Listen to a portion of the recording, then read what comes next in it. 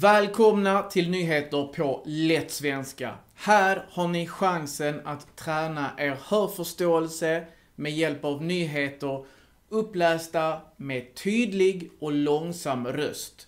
Dessutom har ni bilder som hjälper er att förstå nyheterna bättre. Glöm inte att sätta på undertexter på svenska eller på ert hemspråk. Dagens första nyhet handlar om att många köper från Kina. Alltså många köper saker från Kina. Människor i Sverige köper mycket via internet. Och många av de varor som köps är tillverkade i andra länder. Under april, maj och juni i år kom 11 miljoner paket till Sverige med varor från utlandet. Vilket är betydligt fler än under samma period förra året.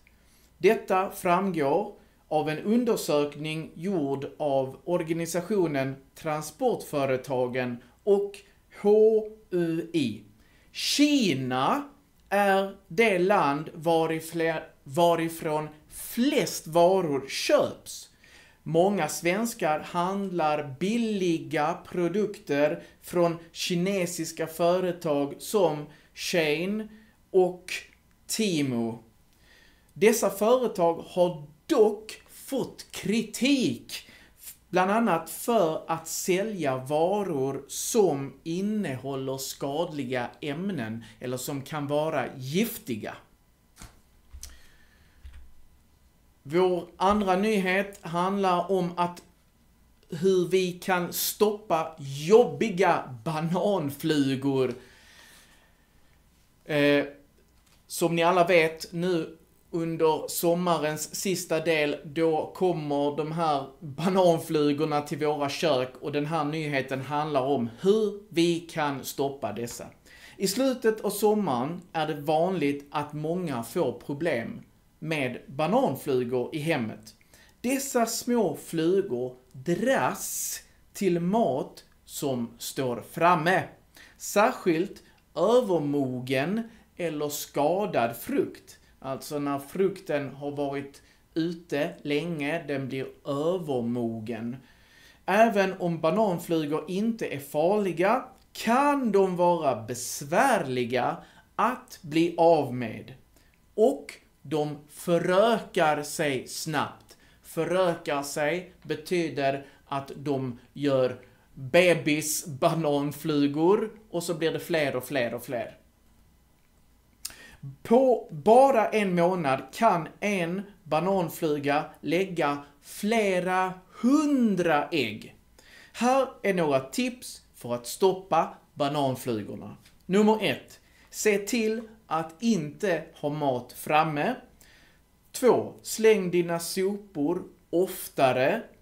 3. Skydda frukten till exempel med ett fruktnät. Du kan också göra en enkel fälla för bananflugorna. En fälla, vi försöker fånga eller döda bananflugorna. A trap på engelska. Ta en liten kopp, häll lite vinäger, lite vatten och en droppe diskmedel. Bananflugorna kommer att dras till blandningen, trilla i koppen och drunkna. Diskmedlet gör att flugorna inte kan flyta på ytan utan sjunker till botten. Så där, nu har vi fått bra tips hur vi kan få stopp på bananflugorna. Vi går vidare till den tredje nyheten. Ukraina har en fredsplan. Ukraina har en plan för hur fred ska uppnås, enligt landets ledare Volodymyr Zelensky. Under de senaste veckorna har Ukraina genomfört attacker mot Ryssland och tagit kontroll över ett stort område. Zelensky förklarar att dessa attacker är en del av fredsplanen. Målet är att tvinga Ryssland till fred, säger han. Han tillägger att de vill visa det ryska folket att deras ledare inte bryr sig om att försvara dem. I september planerar Volodymyr Zelensky att resa till USA för att presentera sin fredsplan för president Joe Biden. Han ska även träffa Donald Trump och Kamala Harris, av vilken en av dessa, Trump eller Kamala Harris, blir ny president i USA i höst.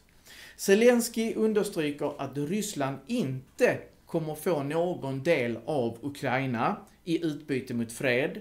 Det har nu gått mer än 2 år sedan Ryssland inledde sin attack mot Ukraina och startade kriget. Vår tredje nyhet handlar om att 2 pojkar dömda till fängelse för mord. Så vi får se hur många. Förra hösten utbröt våldsamma konflikter inom ett kriminellt gäng, vilket ledde till flera mord. Nu har flera unga personer dömts för 3 av dessa mord. En pappa blev skjuten till döds i sitt hem i Stockholm, medan mamman och ett av barnen skadades.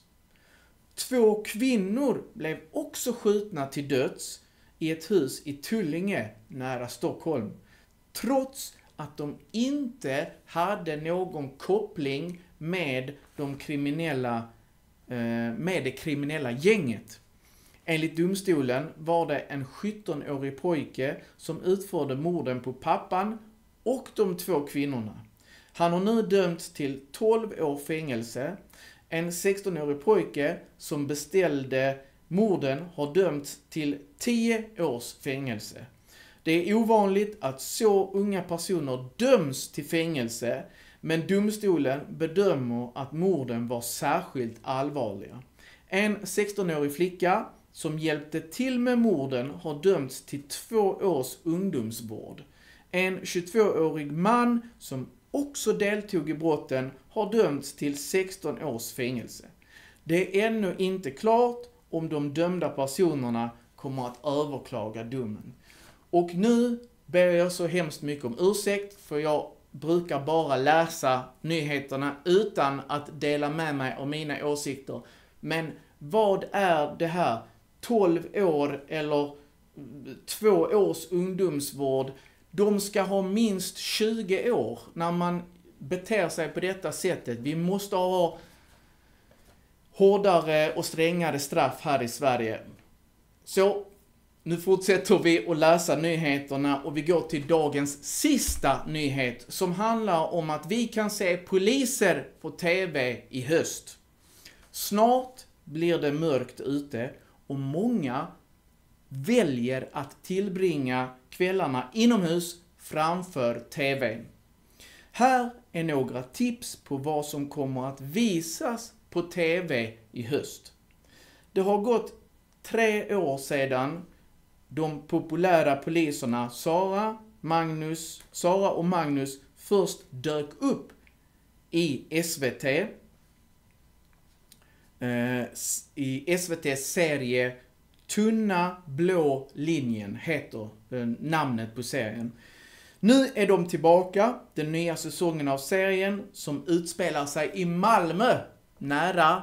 Jag har bott i Malmö, så nu nära mina hemtrakter. Den serien börjar den 27 september, så om en månad ungefär. En annan populär serie, Gift vid första ögonkastet, återkommer också på SVT i höst med premiär den 3 oktober. I denna serie gifter sig deltagarna med någon de aldrig har träffat förut. Jätteintressant serie som jag kan rekommendera. Jag har sett några säsonger. SVT bjuder dessutom på 2 helt nya serier. The Pirate Bay, som handlar om den omtalade sajten och när människor började ladda ner gratis film och musik från internet. Den har premiär den 8 november. Whiskey on the Rocks är den andra nya serien som handlar om när en sovjetisk ubåt fastnade i havet. Ubåt är en båt som kan köra under vattnet. Den fastnade i vattnet utanför Blekinge år 1981. Rolf Lassgård spelar rollen som Sveriges dåvarande statsminister Torbjörn Fälldin. Denna serie kommer att sändas vid jul. På TV4 fortsätter man med sina kända program som Idol, Paradise Hotel och Så mycket bättre. Idol kommer att sändas på lördagar medan Så mycket bättre sänds på söndagar. Har ni sett några av de här serierna? Planerar ni att se någon nu i höst? Skriv gärna och kommentera. Men nu tackar jag för mig. Ha en trevlig dag. Hej!